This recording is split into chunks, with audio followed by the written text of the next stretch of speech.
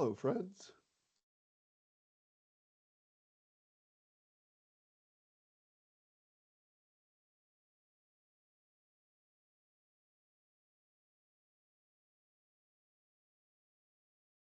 All right, Chelsea popped up for a little bit. Everyone else feeling quiet, but that's okay. It's a Thursday morning.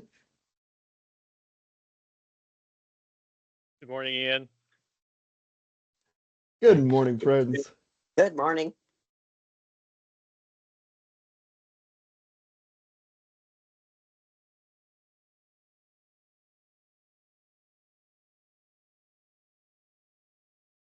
All right, well, thank you all for attending this workshop, one of many workshops the City of Redmond is hosting as part of the 2025 package of the Redmond 2050 Periodic Comprehensive Plan Update. Because there's so much content moving forward, the city has chosen to slice up the content into more manageable pieces to allow and foster more community engagement tailored to your specific interests. Today, we'll talk about the affordability draft initial recommendations for downtown Marymore and the mixed use zones. And at the overall high level, we'll walk through both the ultimate recommendations and a little bit of the background of the project management approach and the methodology to come to those recommendations. For the purposes of time, I'd recommend that we just go through the whole presentation and then we'll pop back to the start in order to have any questions that need to be filled.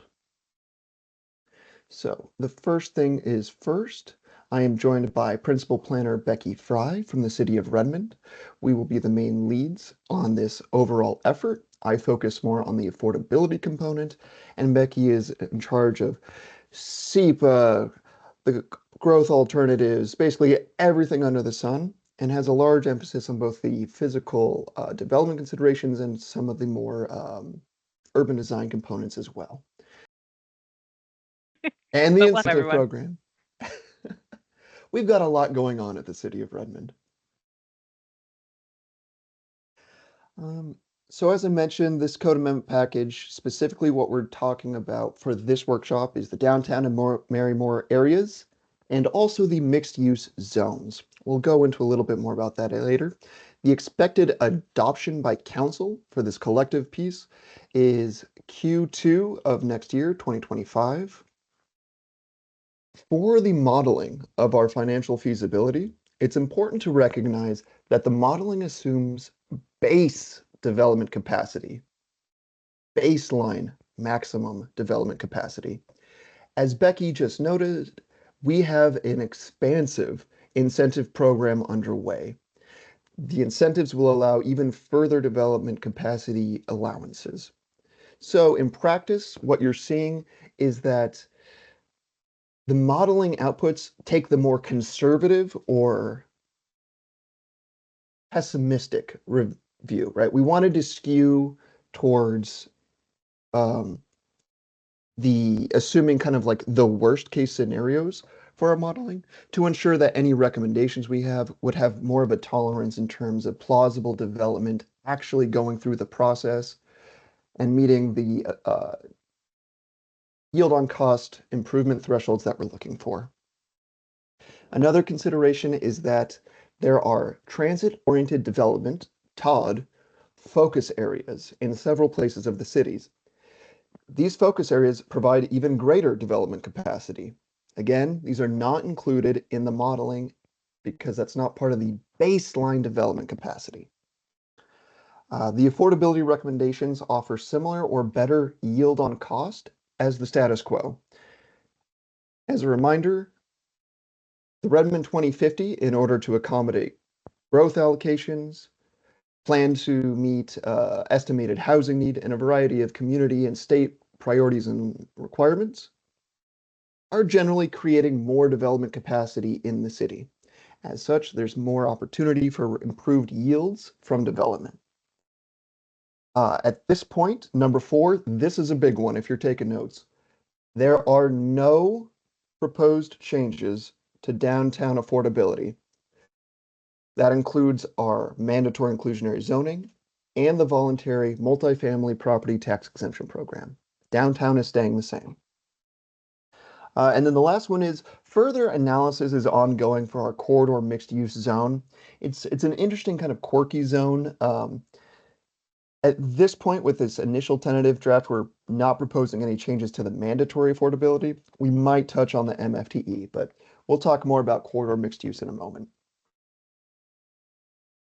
So why are we even pursuing this? Well, one of the clear policy goals for the city of Redmond is to improve equity through improved housing security. That's one of the big values of our community. And you can see that essentially cost burden, a Department of Housing and Urban Development term showing uh, essentially how much of a household's income is going towards their housing costs. Cost burden rates among household greatly increases the lower the household income is. That means those households are more at risk of experiencing homelessness and other stressors on their well-being.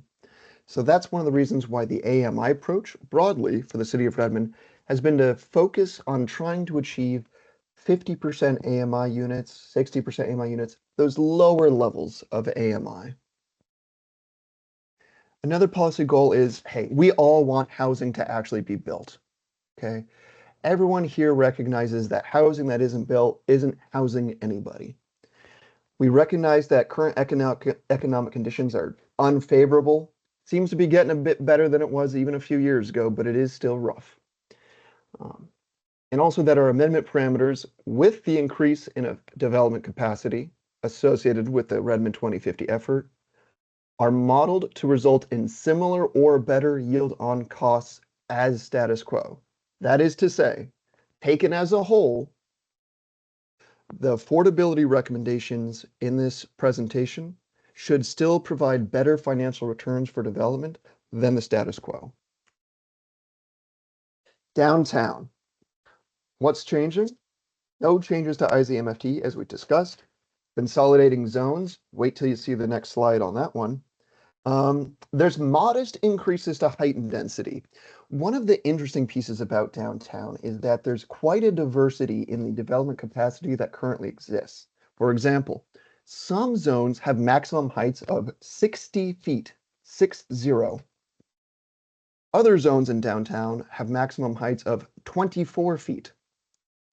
So, generally, things are being moved upward, but 60 feet is generally still one of the maximum heights under Redmond 2050. So heights that are still buildings that are 60 feet now or properties that could go to 60 feet now will likely still be around 60 feet tall.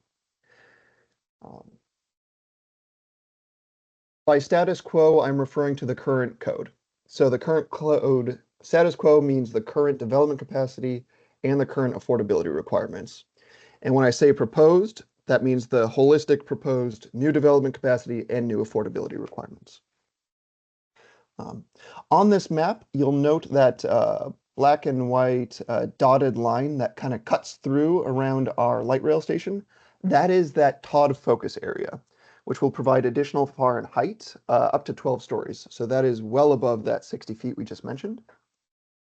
And as Becky mentioned, there's still that ongoing incentive work, which we're hoping will create even more possibilities for specific, tailored community priority outcomes and further development capacity for developers.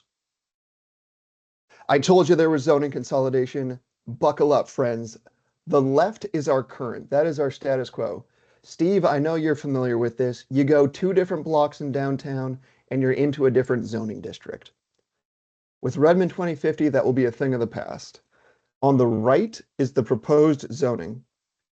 So you'll just see there's 3 different colors for 3 different zones under the proposed. We're consolidating from 12 to 3. And that does include that transit-oriented development focus area. Town center, not touching it. Not touching it in this code update for the affordability. That went through an independent track as part of a different planning effort. Downtown core, the visioning here is this kind of continued 5/1 production inside the overlay, we may see even higher. One of the city's efforts is to hope that slightly higher mid-rises, maybe those 12 stories from things like mass timber could provide possible avenues. But generally speaking, this kind of mixed use approach here.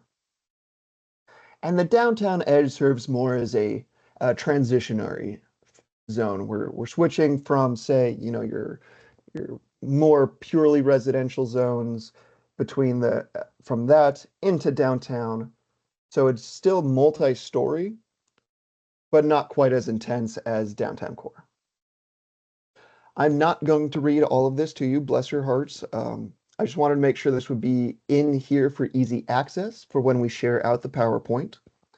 Um, but you'll also note that in addition to the general increase in development capacity, there's also just this, we're trying to make it more accessible and consistent.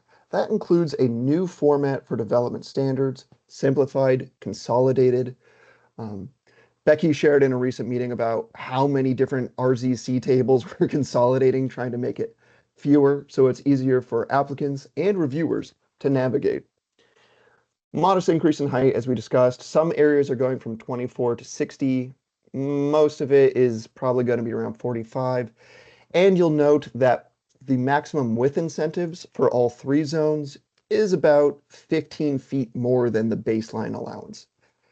However, if you look at that Todd focus area, skyrockets to 144 feet. Um,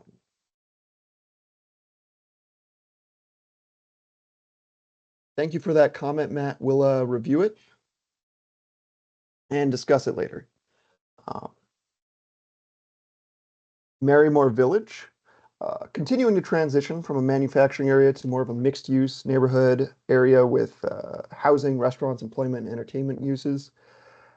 Marymore is going to be intentionally inclusive, comfortable for all ages and abilities. We're really excited about some of the accessibility and urban design components here.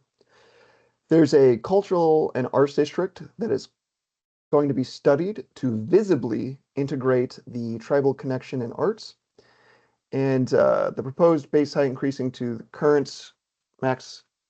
Let me just fix that. There we go.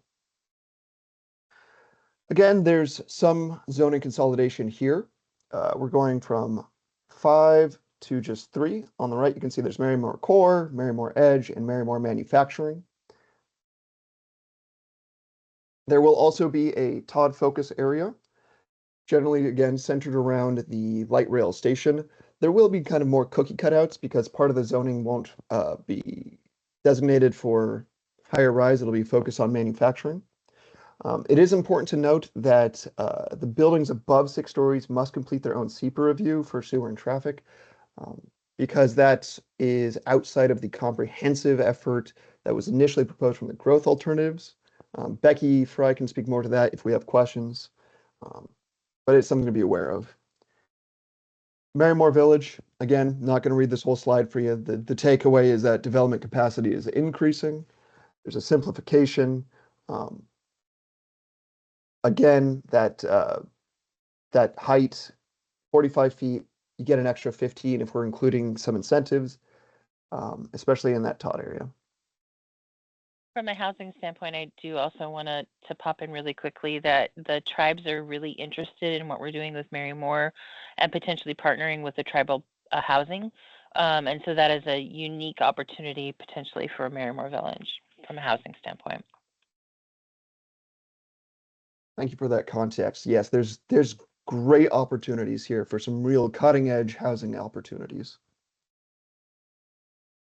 Our mixed use zones.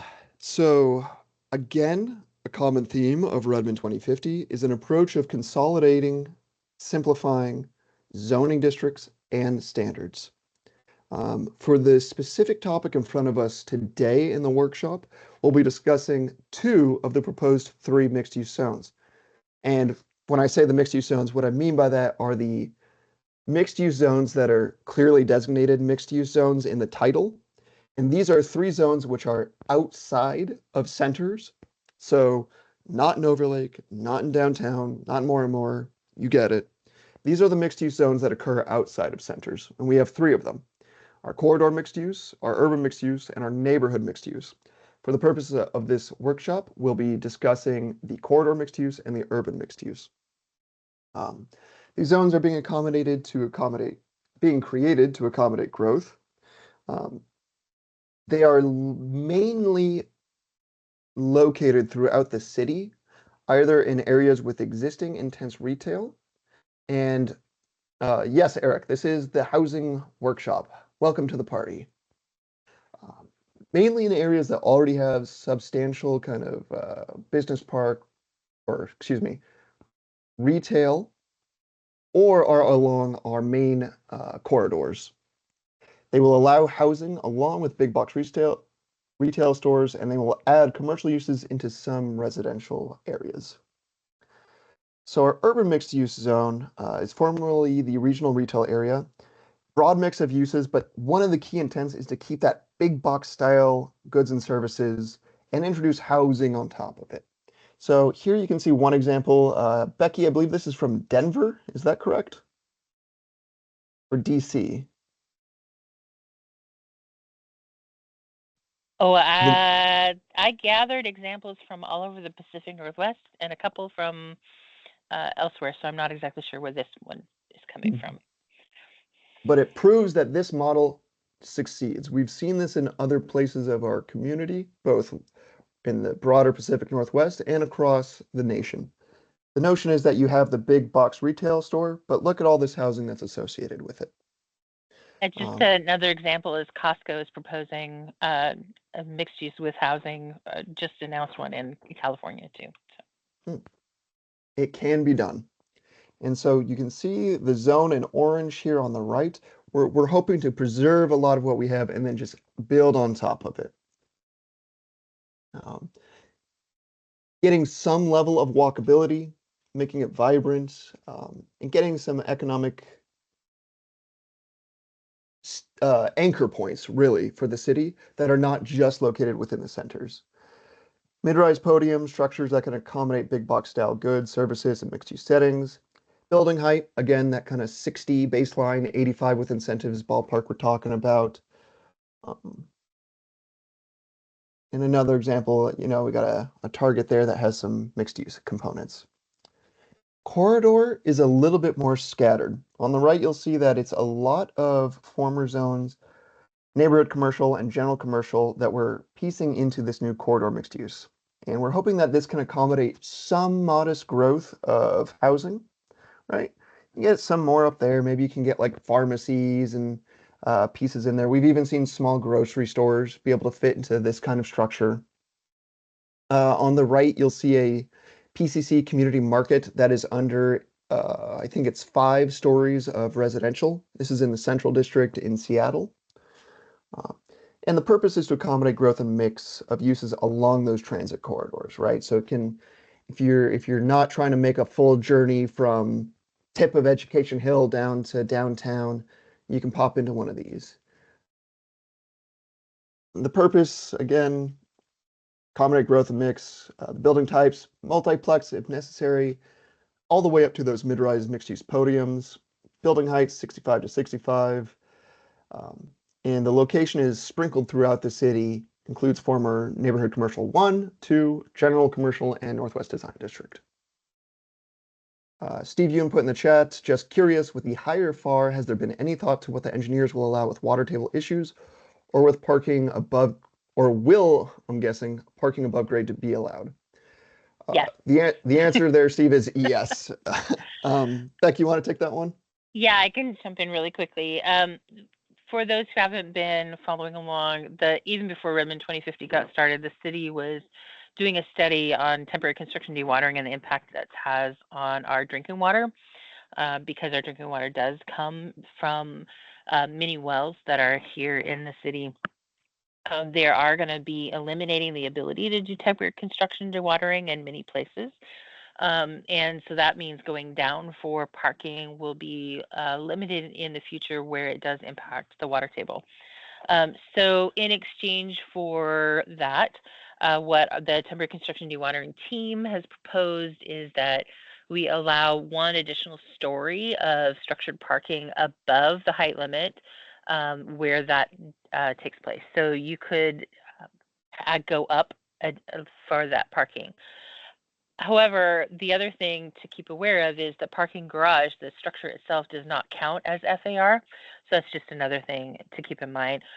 Also, parallel to that, the city is updating our parking standards effective January 1 that will reduce or eliminate parking requirements in many places. So all of that goes together. There's just some nuances, some gives and takes.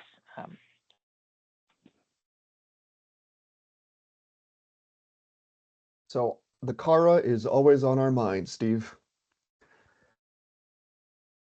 Zoning map, just to provide some broader context. Again, the key theme here is we're consolidating zones, trying to make it simpler for our stakeholders. Hey, Ian, can you just back up really quickly and explain that some of the changes that were going to go into effect January 1? Yes, so several pieces of the zoning update are occurring January 1st. That includes our overlake area, bottom left in these pink colors, which is consolidated from a handful of zones down to 3. You'll also note that much of the city is now in this light yellow color. That is our neighborhood residential, which is a consolidation of R1 through R8. This will be kind of our, conventionally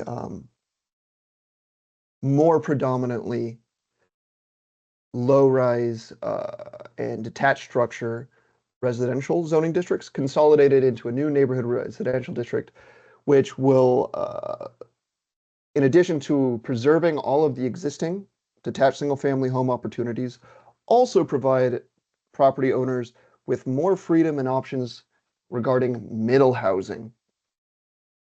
So Overlake, neighborhood residential, and another piece that's coming forward is this kind of tangerine color. That is our neighborhood multifamily. This is also being consolidated from R12 through R30 into one new neighborhood multifamily zoning district, which is very similar to the existing R30. These will all move forward January 1st. Becky, are there any other zones that are moving forward January 1st? Nope, that's it. I just wanted to highlight that while you had the map up. Thank you. Perfect. So now we'll dive into the affordability analysis approach. There are two kind of overriding structures within which we base our analysis upon achieving in terms of outcome analysis comparisons. The first comparison is a benefit ratio. The benefit ratio tries to describe what value is created for owners and developers and what value is captured for affordable housing. The objective is to maximize value for the public and net benefit for owners and developers. And the intent is that the ratio is above 1. Is above 1. The reason for that is if the benefit ratio is more than 1, it means the city of Redmond is providing more value to developers and owners in terms of additional development capacity, streamlined processes, subsidies, incentives, so forth. It's giving more with new code to developers than the cost of the affordable housing is taking.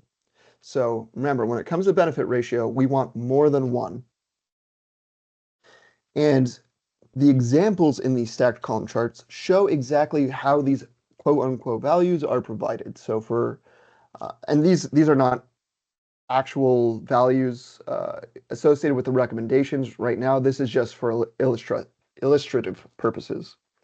The blue part of the stacked column, or value to developer, is an increase in development capacity. Orange is a parking reduction.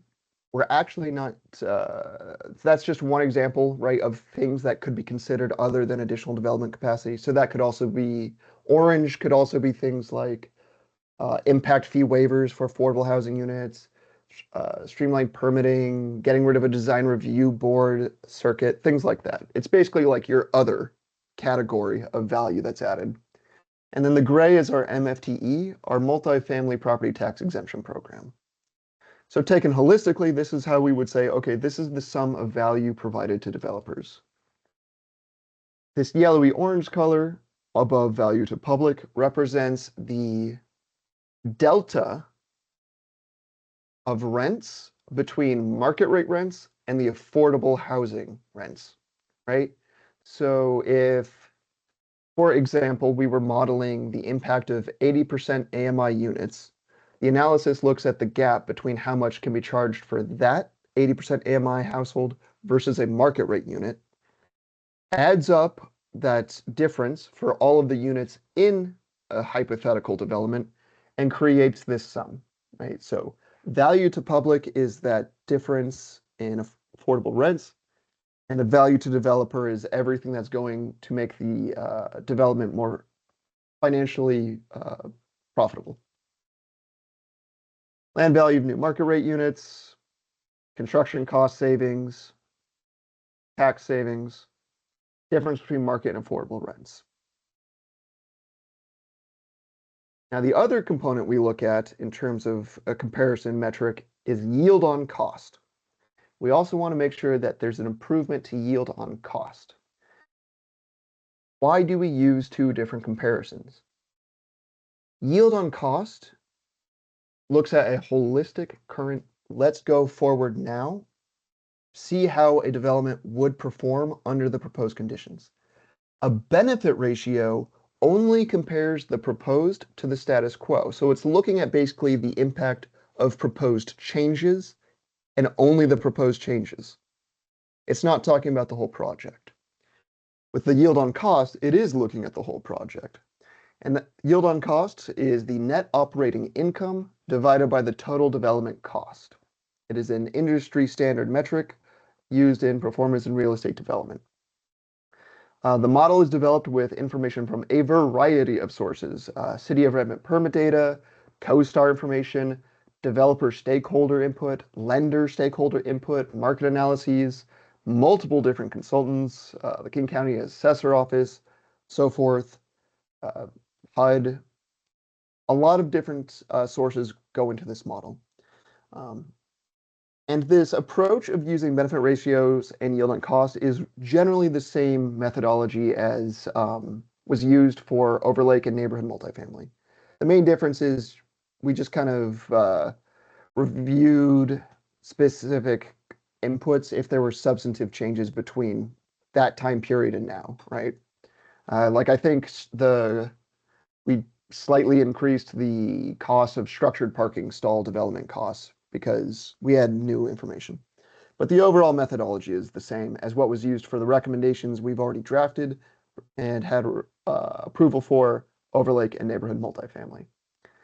And this left snip shows an example of kind of the output sheet, right? We have this column, average of existing zones, as the baseline, and then our scenario. The scenario is where we're testing the new development capacity and the new affordability. So ultimately what we look for is this bottom right piece where we compare the project yield on cost and the improvement to yield on cost. These bottom right snips include just some of the pieces that are considered when we move into this actual analysis.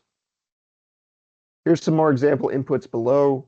All of these pieces, don't worry about trying to remember this now. We're happy to share out the modeling spreadsheets, and we hope that the stakeholders will take the time to audit them, make sure that the assumptions seem reasonable and that there's no actual like formula mistakes. So for summary, the code amendment package covers the affordability for downtown Marymore mixed-use zones. The expected adoption is Q2 of 2025. This is the same slide at the start. I'm saying it again. The modeling assumes baseline development capacity. So in reality, one would expect there should be even more potential financial feasibility. The affordability recommendations offer similar or better yield on cost as the status quo. And there's no proposed changes to the downtown affordability requirements. And there's further analysis ongoing for corridor mixed use. The actual recommendations are here. The blue is for the mandatory inclusionary zoning, and the green is for the voluntary multifamily property tax exemption. Downtown, no changes. For Marymore, it's broadly going to go from 10% of units at 50% AMI to 15% of units at 50% AMI. So the delta is just 5% more of the units must be affordable. And the MFTE will be aligned so that you'll be able to get that same dip. You will not have to provide additional affordability in Marymore to qualify for the MFTE. For the corridor mixed use, we're proposing no change to the mandatory inclusionary zoning. The proposed multi-family tax exemption, there currently isn't one for corridor mixed use zones, and we're proposing 15 at 50% AMI.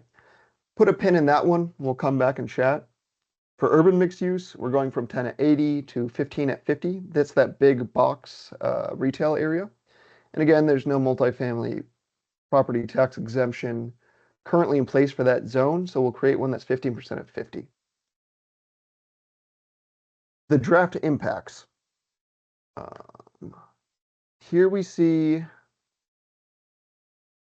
all of the different pieces, the current yield on cost, the proposed yield on cost, right? So the proposed is what would happen with additional affordability requirements and the new proposed development capacity.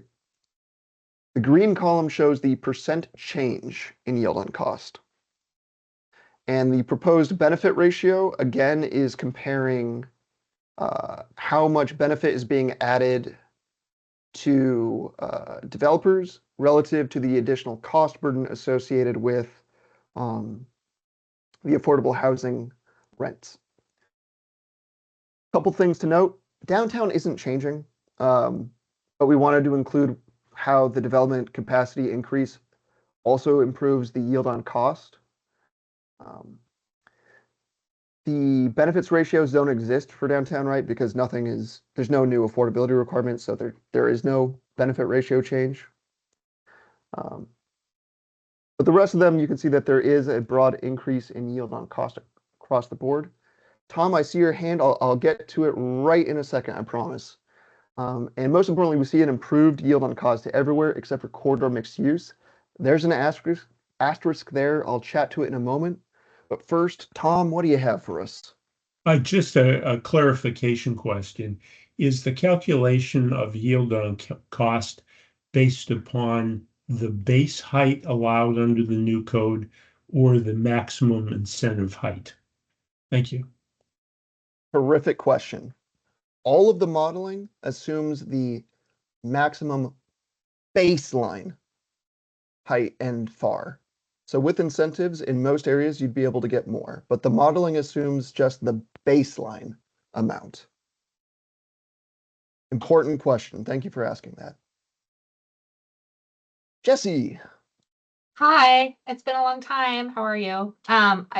Holding or adding on to that, does the code include all of the additional base code costs that come with the new code?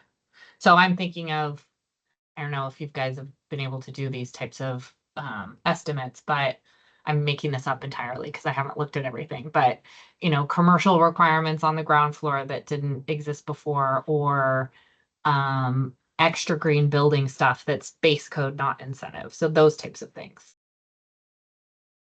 There's factoring in of those considerations. And in fact, that's one of the reasons why the mixed use, corridor mixed use zone has the results in front of you, is because of the modeling assumed much of the first floor would be dedicated to commercial. So yes, those considerations are included. I will need to, as the incentives move forward, we will have further data on some of the above and beyond stuff, like the really high level green building performance stuff. So we could take another look as we go through some of those costs to see if we could retroactively compare. But for this in front of us, it does include it includes the assumptions of the new costs. It also includes some of the new benefits. So for example, the downtown changes, right? Even in areas where the development capacity isn't changing, there still is a little bit more benefit to capacity because things like you'd be able to waive some of your transportation impact fees for the affordable housing units. Little things like that. Great question. Patrick, okay, in the chat, Patrick wrote, how have your yield on costs, two questions, have your yield on cost metrics, one, do the yield on cost metrics reflect the sunsetting of the MFTE cost after year 8, or do the yield on cost assume that the cost benefit is permanent? Great question. So as context, the multifamily property tax exemption program under state authority has different lengths of exemptions. The ones presented here are the 8-year exemptions, and the exemption of the property ad valorem taxes sunset in year 9, right? So the property gets the exemption for 8 years. The affordability of the units continues in perpetuity for the life of the project. And circling back to the actual question, yes, the yield on cost modeling does factor in the sunsetting of the exemption. Do you have the draft incentive program? Becky, I think we have that ready in 2 weeks from now for public sharing. Is that correct? I can preview that really quickly right now, but it is also going to be published tomorrow in the Planning Commission packet for the Planning Commission discussion next week. It's preliminary based on we're looking for feedback over the course of this month on the ranking and just the prioritization, just to make sure we've got it right, it fits, or if there's any other ideas that need to be added. But I can share my screen really quickly, or I could make sure that folks who signed up on this webinar get a copy of it as soon as it gets published tomorrow.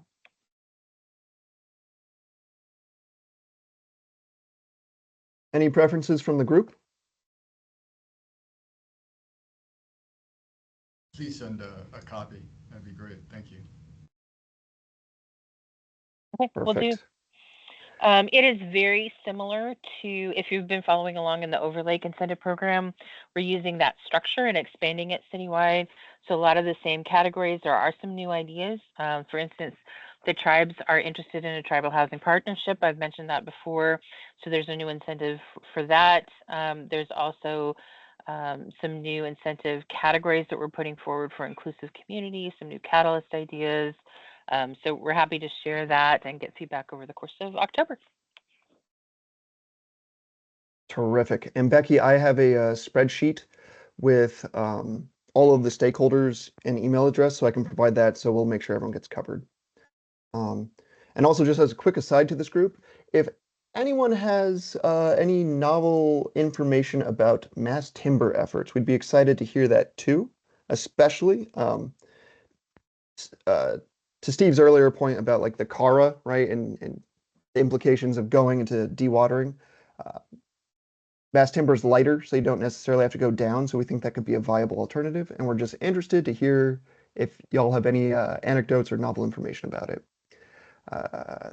Real quick, Tom and Steve, I see your next questions, but there's one more from Patrick real quick. How is the sunsetting of the exemption factored into the YOC metric? Do you blend the reduction expenses over some assumed life of the project? Generally, yes. We are looking at a holding period greater than the exemption itself, and then creating a net present value from that kind of blended approach. Tom writes, can you provide an overview of how parking will change? Yes. The short answer is there will be much less of it generally. I know for...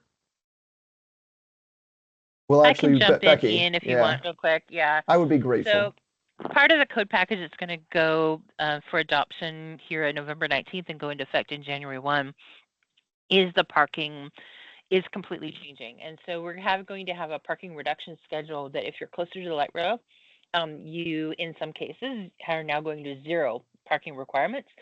And you can add a little bit of parking on there, but there will be a parking maximum. And then the further away that you are from the high capacity transit corridors, the parking reduction will not be as significant. It might not be down to zero, but it will be reduced. And so we are having a tiered approach. That draft is online. We encourage you to go take a look at it because the impacts on the parking reduction will have significant financial benefit for developments. Yeah. And that's another great question for this stakeholder group is if you could provide us with any of your lived experiences regarding lender preferences for parking ratios, we'd be excited to hear that too. We've been hearing that typically lenders are comfortable going down to 0.7, 0.8, 0.9-ish. But any further information you'd like to share about that, we'd love to receive. Steve, you Also, right? Or go before ahead. we just jump off that really quickly, our director has asked us to add in, and so we did in the overlay, and we'll look at it for the other centers as well, an incentive for a project that comes in with zero parking near our light rail station for residential.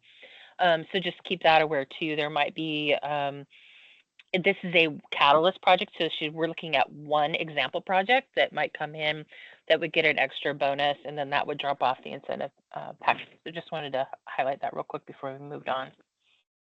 Yeah, that's a good point, Becky. Any other questions about parking?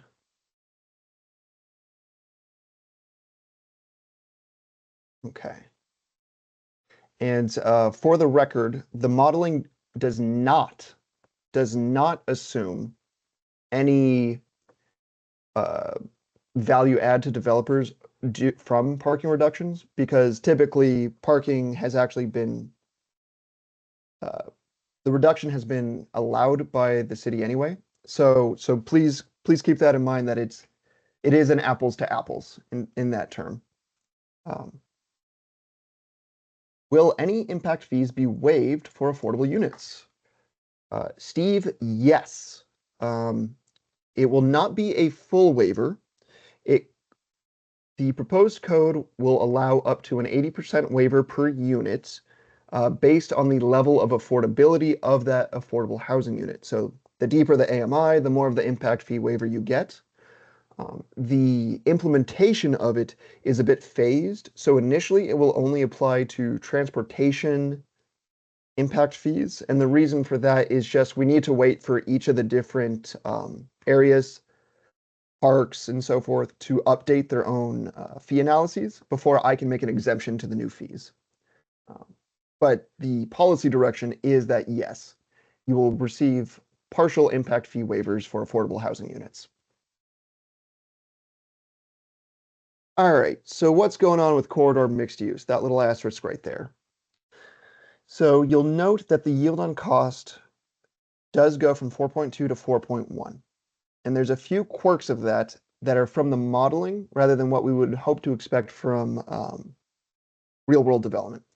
The first is, as Jesse and Tom both raised, it's assuming new requirements and it's assuming baseline maximum development capacity.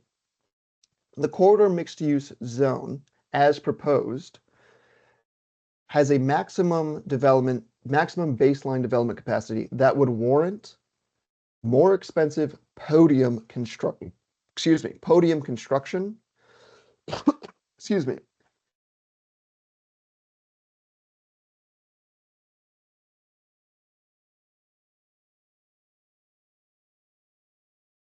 The proposed corridor mixed-use zone at max capacity would warrant podium development construction compared to the current maximum development capacity, which warrants low-rise development construction.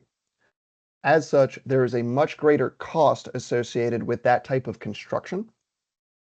Second, the modeling assumes that the corridor mixed use would move towards a structured parking approach rather than a surface. And as everyone is aware here, that is also a tremendous cost add. Now, despite those two burdens, the yield on cost is close. And importantly, the baseline maximum development capacity for corridor mixed use does not go as high as a podium construction would allow by building code. That is to say, there's more potential return if some incentives are reached to get further units, which would improve that development capacity. So the modeling here just notes it's kind of at like a quirky height where it's tall enough that it requires these new expensive development construction types, but it's not tall enough to start recouping that with economies of scale. So that is largely just a quirk of the modeling itself, but we're reviewing that to try and find opportunities to improve outcomes there as well. Some key dates. October 14th, Monday, is our second housing workshop. I hope everyone here signs up for that as well. And November through early January, we'll be doing our Planning Commission review of this content. And I have some asks to the audience, but before we go into that, I'll just open it up for more questions and answers.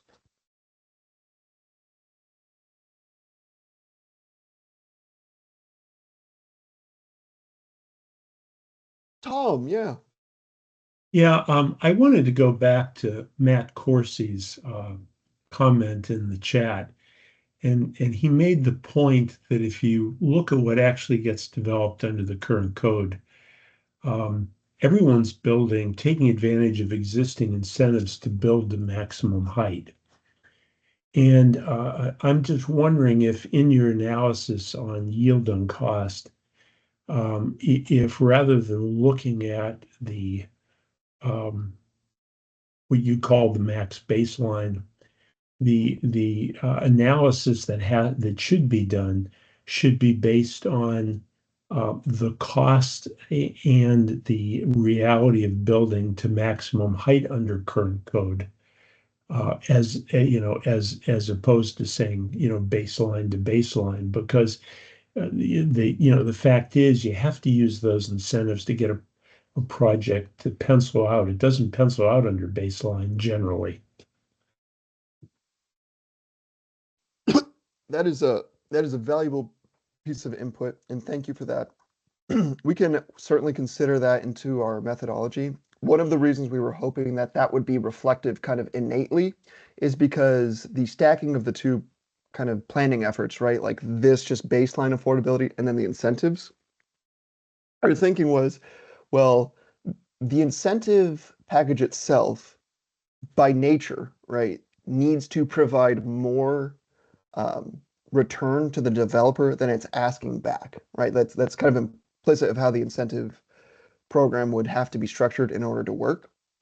So we were hoping that that would then add even more benefit on top of the affordability analysis that we did today, because my concern was basically like assuming the worst for the modeling, right? I wanted to make sure that we erred on the side of caution so that all of you could still get your projects out the door as needed. I can try and take a crack at looking at some of those maximum incentives to incentives. I'll take a review on that and see what I can do. I can't promise anything because of a tight timeline, but I'll at least review a methodology consideration. Sure. I mean, I just echo what Matt commented on, because the project that we are close to completing now, the max baseline under the current code is five stories, and it wouldn't pencil. And unless we could get to 8, the project wouldn't work financially. So we had to take advantage of all the incentives. And I'm just sort of I'm sort of wondering if looking at a baseline impact is sort of unrealistic, because the current experience says you can't afford to build the baseline today. And with the addition of green and other requirements, it's even less likely you'll be able to build a baseline in the future. So thank you. Just also wanted to jump in really quickly. We're completely redoing all of the city's incentives. And as Ian mentioned, the cost evaluation is a part of that. And we are ensuring that the work that we're doing and what we're proposing from the incentive package is keeping the cost in mind and trying, as he mentioned, returning more in exchange for the cost. So the impacts of the incentives will not have a negative impact. So it'll always be more beneficial. But it's a completely new program, a new options, new alternatives, new scaling, going to 12 stories, which you can't do today. So a direct comparison of the incentive package today to the new incentive package is not, it's not possible, because they're using different building heights, different FARs, different incentives. So it's not directly comparable. And the easiest way to do a direct comparison of the change was to do baseline to baseline. So just to point that out.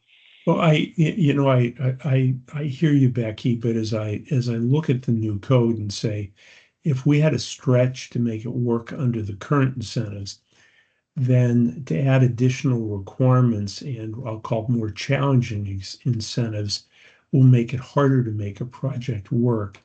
And you add to that, as an example, in the downtown, where it's going to be virtually impossible to go down because of dewatering. And yet, most the requirement or the market requirement's going to be, you're still going to need to provide 70 or 80% parking. That effectively that elimination of dewatering is a big cost impact, since we're still going to need to provide a lot of parking, even though the code doesn't require it. And it just sort of feels to me that, without pushing all the numbers, that it's just not going to work. There are more costs added than benefits being created. So Yeah. Just ballpark from my sitting here. Thank you.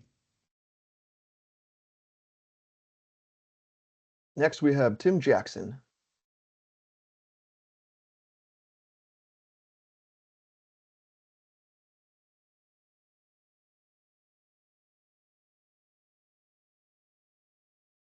Hi, Tim. Are you there? All right, Steve, you're up next. Oh, there we go. Hi, Tim. We can hear you. Yeah, thank you. First off, we're going through like 3 of these comp plan updates, and I really want to thank you for the slide and presentation. It's fantastic, and we appreciate the clarity. The second thing is I want to address what Tom just said and agree that on top of some of the things going on in these slides, we're also dealing with this new green energy code, and I really hope the city understands the impact of that. It's not minimal. And in the other 3 cities that we're sitting in right now, they're genuinely concerned for us. I mean, they're watching Redmond's MFTE program, and they see that you're lifting the impacts on developers. But with the Green New Energy Code, they're worried about doing anything because they think it's going to bring a halt to downtown development. I want to emphasize too, like in our site, we're close to Marymore. We're around the transit center. And the grants that were made in the billions of dollars to the state of Washington that were really, really helped by our wonderful Senator Patty Murray and started under the Obama administration, and I suspect Harris administration will continue that, were done because they wanted to see a massive increase in housing around transit stations. And increasing these types of things around that seems inconsistent with what the federal government has asked for out of the state of Washington and what the state legislature has in recent bills, where they've required up zones around light rail stations. I just kind of want to point that out because you're talking about a 60% increase in the income hit on the potential rents, which is exponentially hitting on our cap rates or returns, and then a 50% increase in the number of units. And so if you think about that in terms of taxation, that's a higher taxation than what Governor Christine Gregoire did on cigarettes when she was trying to curb that. So in any event, these lifts are going to hinder the ability to deliver units, not help. And on the other one, I just want to point out on the retail, on the big box, we've done a lot of that, maybe more than anybody in King County.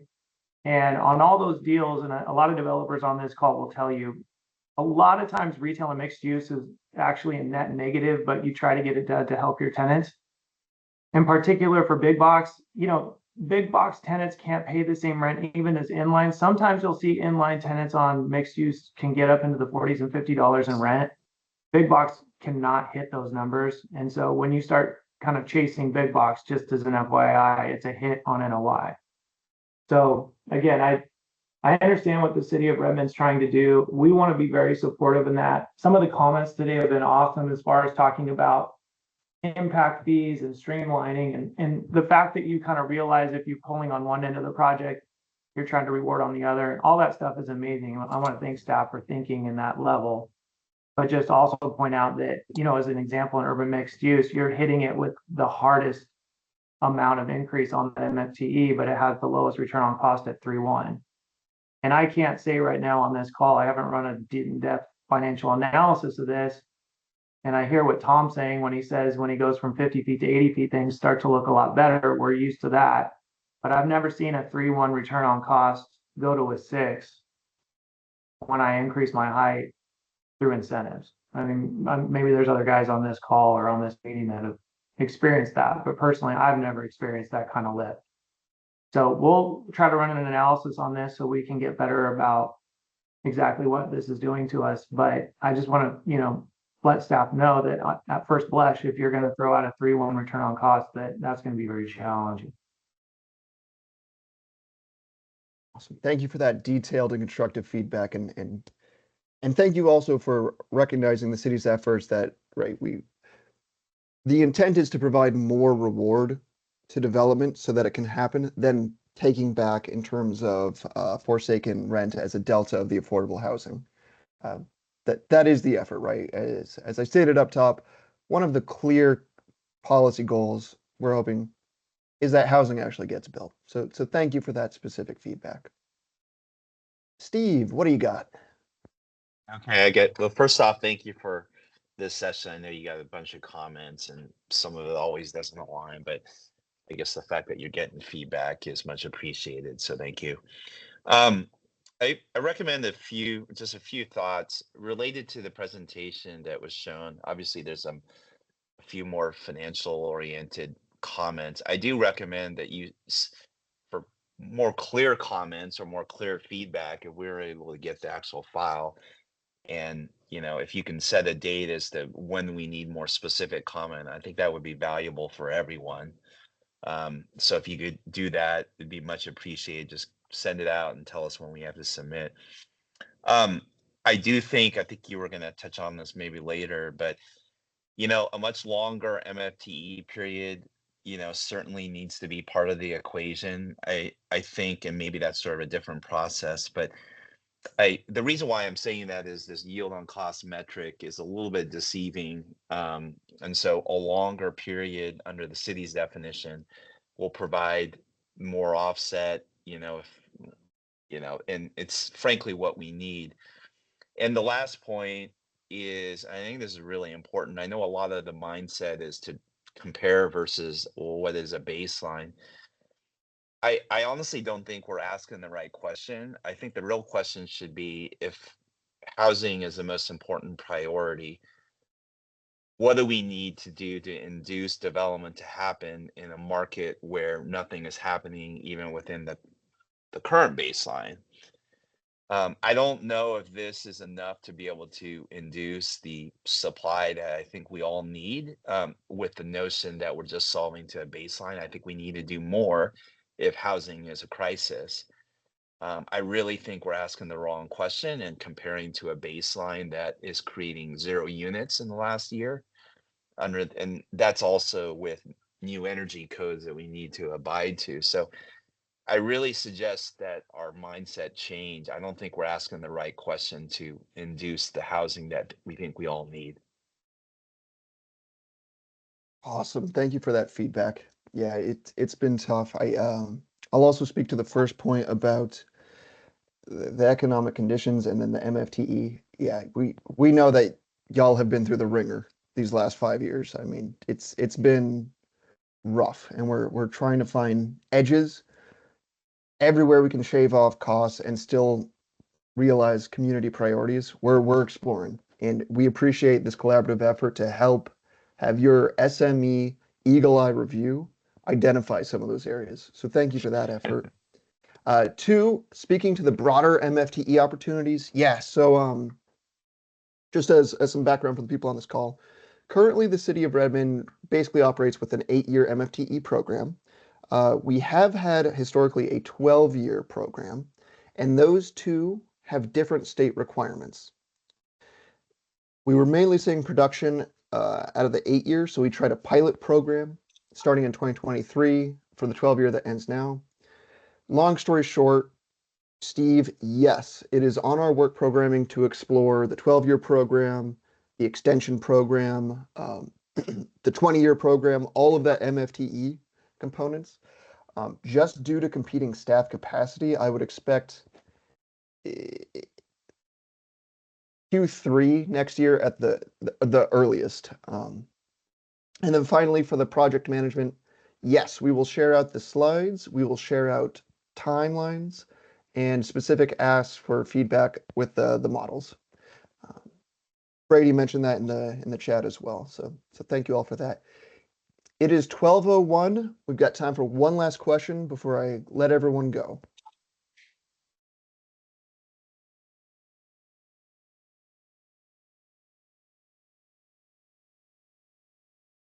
All right. Thank you all so much. Look for a follow-up email from Redmond staff, and thank you all for your time and your expertise. Have a great day.